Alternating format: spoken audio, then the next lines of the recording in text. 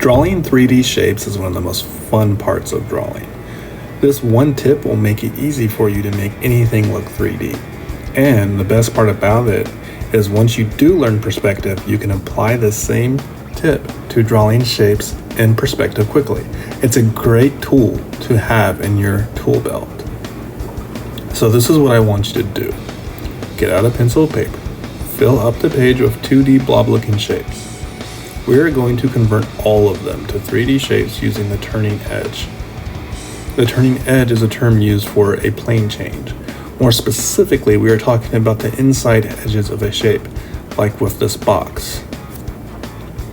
The turning edge is so powerful that the outside shape doesn't even matter.